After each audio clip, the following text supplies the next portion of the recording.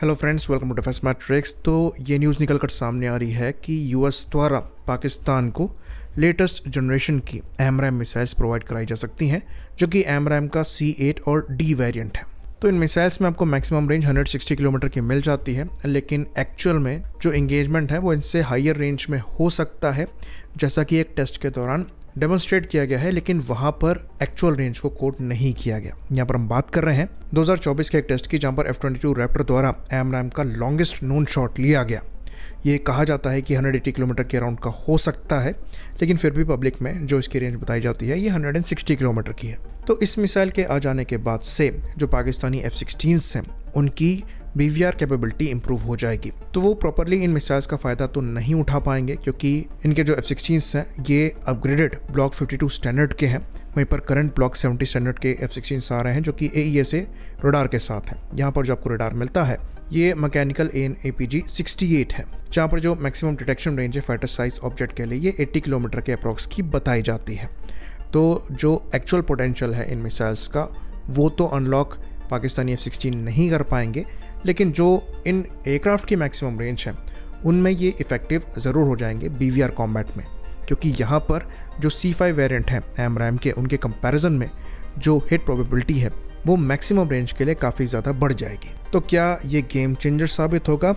ऐसा हम तब कहते अगर पाकिस्तान के पास पहले से ज़्यादा कैपेबल J-10 और PL-15 मिसाइल्स ना होती। तो यहाँ पर पहले ही जो थ्रेट लेवल है वो ऊपर है, लेकिन F-16 की कैपेबिलिटी यहाँ पर बढ़ जाएगी, ये हम कह सकते हैं। बाकी फर्दर अगर अमेरिका अलाउ करता है इनके F-16 को अपग्रेड करने के लिए, जहाँ पर AESA रडार अगर लगाए जाते हैं, तो फ्यूचर में हो सकता है ये और बड़ा थ्रेट बन जाए। पर अभी इसके कंपैरिजन में इनके JF-17 ब्लॉक 3 जो कि PL-15 से आर्म्ड है वो ज़्यादा बेटर परफॉर्म करेंगे, भले ही AMRAAM के D वेरिएंट्स इनको मिल रहे हैं। तो अब इसके रिस्पॉन्स में इंडिया को क्या करना चाहिए? पहली बात तो ये है कि इसका रिस्पॉन्स हमें नहीं देना है। जो इससे बड़ा थ्रेट पहले से एग्जिस्ट करता है, जो कि J-10 और PL-15 का है, उसका रिस्पॉन्स हमें पहले से ही देना है, और इस पर हम काम भी कर रहे हैं। पहला R-37 मिसाइल का प्रोक्योरमेंट है, जो कि अल्ट्रा लॉन्ग रेंज मिसाइल है, जैसा कि हमने कल एक्सप्लेन किया था, जहाँ पर जो एक्सपोर्ट वेरिएंट है जिसे RVV-BD कहा जाता है, आपको 200 किलोमीटर तक की मैक्स रेंज मिलती है। वहीं पर यहाँ पर वेरिएंट्स एग्जिस्ट करते हैं जो कि 400 किलोमीटर तक जा सकते हैं, लेकिन वहाँ पर डिटैचेबल बूस्टर फेस अलग से लगती है। अदरवाइज पब्लिक डेटा के हिसाब से 200 किलोमीटर तक की आपको मैक्सिमम रेंज मिलती है। लेकिन अगर रशिया यूक्रेन वॉर की बात करें तो यहाँ पर कुछ रिपोर्ट्स आई हैं जहाँ पर ये दावा किया जा रहा है कि ऑलमोस्ट 200 किलोमीटर की रेंज के ऊपर भी टारगेट इंटरसेप्ट हुए हैं। अब ये कितनी क्रेडिबल है, यहाँ पर प्रोबेबिलिटी ऑफ हिट क्या है, इसके बारे में हम ज़्यादा नहीं बता सकते। साथ में यहाँ पर जो रेंज है ये डिपेंड करती है फ्लाइट प्रोफाइल पर। अगर आप डायरेक्टली मिसाइल को यूज़ करते हैं तो कहा जाता है कि अगर डायरेक्टली आप टारगेट को हिट करना चाहें तो 150 किलोमीटर तक की रेंज मिल जाती है। अगर रॉ पावर की तरफ आप जाएंगे जो कि बूस्टर प्रोपेलेंट पर बेस्ड होगी, लेकिन अगर यहाँ पर फ्लाइट प्रोफाइल डिफरेंट होती है जो कि क्रूज ग्लाइड प्रोफाइल हो सकती है, तो ये ऑलमोस्ट 400 किलोमीटर की रेंज को अचीव कर सकती है, लेकिन वहाँ पर एडिशनल बूस्टर फेज ऐड होगा। तो ये जो 200 किलोमीटर की मैक्सिमम रेंज बताई जाती है ये कंडीशन डिपेंडेंट है। साथ में यहाँ पर मिसाइल का जो वज़न है ये 510 किलोग्राम का है, वॉरहेड 60 किलोग्राम के आसपास का है, और ये मिसाइल हाइपरसोनिक स्पीड को अचीव कर सकती है। ये सस्टेन नहीं करती है इस स्पीड को, ये अचीव करती है, जिसके बाद ये ग्लाइड करती है। प्रोपेलेंट वॉल्यूम यहाँ पर अच्छा खासा है, इसलिए यहाँ पर वजन 510 किलोग्राम का पहुँचता है। तो ये जो हाइपरसोनिक स्पीड है ये थोड़ा लंबे समय के लिए सस्टेन कर सकती है, इसलिए बूस्ट सस्टेन सॉलिड रॉकेट यहाँ पर इस्तेमाल किया गया है। यानी कि जो 200 किलोमीटर की रेंज है ये नॉर्मल मिसाइल्स के कंपैरिजन में काफ़ी जल्दी अचीव करेगी, जिसकी वजह से एक सरप्राइजिंग फैक्टर यहाँ पर आ जाता है, जो कि एक बड़ा प्लस इस मिसाइल के लिए ऐड करता है। तो आप इनको किसी भी दूसरी BVR मिसाइल से कंपेयर नहीं कर सकते, क्योंकि जो फ्लाइट कैरेक्टरिस्टिक्स है वो यहाँ पर डिफरेंट है, मिसाइल का वेट क्लास डिफरेंट है। साथ में ये मिसाइल उतनी मनोरेबल नहीं होगी जितनी नॉर्मल BVR मिसाइल्स होती हैं, जैसे कि आपकी PL-15 हो गई, R-77 हो गई, या फिर अस्त्र मार्क 1 या मार्क 2 हो गई। तो अब इस मिसाइल का पर्पस क्या होगा और क्या Su-30 MKI से हम इसकी पूरी रेंज को यूटिलाइज कर पाएंगे? तो Su-30 MKI के लिए पब्लिक डोमेन में जो डेटा है उसके हिसाब से कहा जाता है कि जो बार्स रडार है ये फाइटर साइज ऑब्जेक्ट को 140 किलोमीटर की मैक्स रेंज तक ट्रैक कर सकता है और इंगेज कर सकता है। तो मिसाइल की मैक्सिमम रेंज है 200 किलोमीटर, और रडार जो है वो खाली 140 किलोमीटर तक टारगेट को ट्रैक कर पा रहा है। तो क्या ये मिसाइल की कंप्लीट रेंज को इस्तेमाल कर पाएगा? क्योंकि इंगेजमेंट आप 200 किलोमीटर की रेंज में कर सकते हैं, आपको लॉन्च ऑथराइजेशन मिल जाएगा। पहली चीज़ आपको ये समझनी है कि जो पब्लिक में डेटा है रडार को लेकर वो लिमिटेड इन्फॉर्मेशन के साथ है और लिमिटेड मोड्स के लिए है। तो ये चीज़ आप ध्यान में रखिए कि कोई भी मिलिट्री डेटा जो कि पब्लिक डोमेन में है वो एग्जैक्ट नहीं होता है। यहाँ पर भी जो 140 किलोमीटर की रेंज कोट करी जा रही है ये रडार के एक पर्टिकुलर मोड के लिए करी जा रही है, जहाँ पर मल्टीपल टारगेट्स एक बार में ट्रैक किए जाते हैं और इंगेज किए जाते हैं। तो कुछ जगह पर 140 किलोमीटर की मैक्स रेंज बताई जाती है और वहीं पर कुछ जगह पर 3 मीटर स्क्वायर RCS ऑब्जेक्ट के लिए स्कैनिंग रेंज 180 प्लस किलोमीटर की हो जाती है।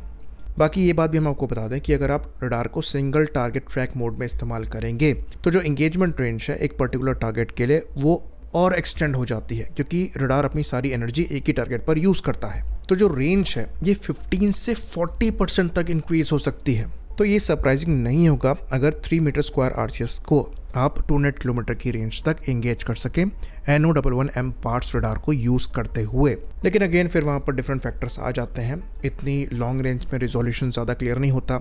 अगर एनिमी जैमिंग सॉल्यूशंस को यूज़ कर रहा है अगेन वहाँ पर एंगेज करना और ज़्यादा मुश्किल हो जाता है। लेकिन चलिए हम 140 किलोमीटर की ही मैक्सिमम एंगेजमेंट रेंज ले लेते हैं। तो अगर आप 200 किलोमीटर की रेंज वाली मिसाइल को 140 किलोमीटर की रेंज में ही इस्तेमाल कर रहे हैं तो उस रेंज के लिए उसकी इफेक्टिवनेस उस मिसाइल के कंपैरिजन में ज़्यादा होगी जो कि मैक्सिमम 160 किलोमीटर की रेंज में टारगेट को इंटरसेप्ट कर सकती है। क्योंकि जो एनर्जी लेवल है वो डिफरेंट होगा, इसलिए जो मैक्सिमम एंगेजमेंट रेंज है वो R37 के केस में ज़्यादा है। अगर अस्त्र मार्क 2 में 160 किलोमीटर की मैक्सिमम रेंज कोट करी जा रही है तो ये अपनी सेकंड पल्स को यूज़ करते हुए 100 से 110 किलोमीटर की रेंज में मैक्सिमम एनर्जी की स्टेज पर होगी। उसके बाद ये एनर्जी लूज करना स्टार्ट करेगी। ऐसा बिल्कुल नहीं होगा कि इसकी मैक्सिमम रेंज 160 किलोमीटर है तो 160 किलोमीटर की रेंज में ये अपनी मैक्सिमम एनर्जी की स्टेज पर होगी। साथ में एक और जो मेजर डिफरेंस है वो ये है कि R37 मिसाइल एक काफ़ी हैवी मिसाइल है तो उतनी ही कम मनोवरेबल होगी। जितने जी के टन्स आपकी अस्त्र मार्क 2 या मार्क 1 ले पाएगी उतना R37 नहीं ले पाएगी। तो R37 का काम क्या है? R37 का काम है टारगेट को इंगेज करने की कोशिश करना और अगर इंगेज ना भी कर पाना तो उसे डिफेंसिव करना। तो BVR कॉम्बैट में एनिमी का डिफेंसिव होना बहुत ज़्यादा ज़रूरी है। अगर आपका Su-30 MKI 2 R37 कैरी कर रहा है और बाकी अस्त्र मार्क 2 जैसी मिसाइल कैरी कर रहा है तो शुरुआत में लॉन्गेस्ट रेंज से R37 को फायर करते हुए ये एनिमी को डिफेंसिव कर सकता है। और जब एनिमी डिफेंसिव होगा तो वो आपकी तरफ नोज नहीं कर रहा होगा, यानी कि आपको ट्रैक नहीं कर रहा होगा और आप उसके ज़्यादा क्लोज जाते हुए अपने दूसरे वेपन की इंगेजमेंट रेंज में उसको ले सकते हैं, जो कि इस केस में अस्त्र मार्क 2 हो सकती है। तो ये आपको एक विंडो देगा एनिमी के ज़्यादा क्लोज जाकर अपनी दूसरी BVR मिसाइल की रेंज में उसको लाने का। या फिर अगर आप ग्रुप में ऑपरेट कर रहे हैं तो आपके जो Su-30 MKI हैं वो दूसरे प्लेटफॉर्म को विंडो प्रोवाइड करा सकते हैं एनिमी के ज़्यादा क्लोज जाने की इन लॉन्ग रेंज मिसाइल्स को यूज़ करते हुए। तो ये काम आपका R37 करेंगे। इनको पर्टिकुलरली टारगेट को इंगेज या डिस्ट्रॉय नहीं करना है 200 किलोमीटर की रेंज में। अगर उन्हें ये डिफेंसिव भी कर दे रही हैं तो BVR कॉम्बैट में आपको एडवांटेज मिल रहा है। तो अस्त्र मार्क 2 या फिर R37 का कोई कंपैरिजन नहीं है। दोनों डिफरेंट मिसाइल्स हैं और दोनों के रोल्स भी डिफरेंट हैं और दोनों के अपने एडवांटेजेस और डिसएडवांटेजेस हैं। परेशानी यहाँ पर तब होती है कि जब हम R37 की प्रोक्योरमेंट की बात करते हैं तो कुछ लोग इनसिक्योरिटी में अस्त्र मार्क 2 से इसका कंपैरिजन स्टार्ट कर देते हैं और कहते हैं कि ये मिसाइल आएगी तो अस्त्र मार्क 2 का प्रोक्योरमेंट नहीं होगा और फिर दोनों के बीच में कंपैरिजन चालू हो जाता है, जो कि बिल्कुल भी सेंस नहीं बनाता है। दोनों मिसाइल डिफरेंट पर्पस के लिए बनी है। हाँ, जब हम ये कहते हैं कि हमें R77M भी देखनी चाहिए तब वहाँ पर आप कंपेयर कर सकते हैं अस्त्र मार्क 2 को, क्योंकि दोनों सेम कैटेगरी के मिसाइल हैं। लेकिन R77M के केस में भी आपको मैक्सिमम रेंज 190 किलोमीटर की मिल जाती है, जैसा कि कोट किया जा रहा है, जो कि अस्त्र मार्क 2 की 160 किलोमीटर की रेंज के कंपैरिजन में ज़्यादा है। तो अगर हम ओल्डर R77 को R77M से रिप्लेस करने का ऑप्शन चूज़ करते हैं और इनके साथ हम आगे बढ़ते हैं तो ये स्टॉप गैप हो सकता है गांडीव मिसाइल के पहले। तो अब आपको ये डिफरेंट रेंजेस के मिसाइल क्यों चाहिए? क्योंकि रेंज के साथ साथ मिसाइल का वजन भी बढ़ता है। SFDR मिसाइल की खासियत ये है कि वहाँ पर जितनी रेंज मिलती है उस हिसाब से वजन नहीं है, इसलिए वो नेक्स्ट जनरेशन मानी जाती है। तो जैसे एक Su-30 MKI है, ये 3 तरीके की मिसाइल कैरी कर रहा है, R37, R77M और अस्त्र मार्क 2, जिसमें से R37 सबसे ज़्यादा हैवी है, फिर R77M है, फिर आपकी अस्त्र मार्क 2 है।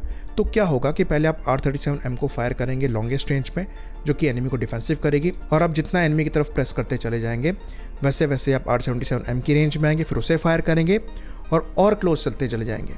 तो आपकी जो हैवी मिसाइल्स हैं वो फायर होती चली जाएंगी, एयरक्राफ्ट हल्का होते चला जाएगा, और जो डॉग फाइट है उसमें आपको एक हल्का एयरक्राफ्ट चाहिए ताकि अगर एनिमी आपको इंगेज कर रहा है तो आप हार्ड मैनूवर्स परफॉर्म कर सकें। इससे लिए आपको डिफरेंट रेंजेस की मिसाइल चाहिए होती हैं, और इससे लिए ये तीनों टाइप की मिसाइल आपके लिए सेंस बनाएंगी। ये अस्त्र मार्क 2 का मार्केट नहीं खाएगा।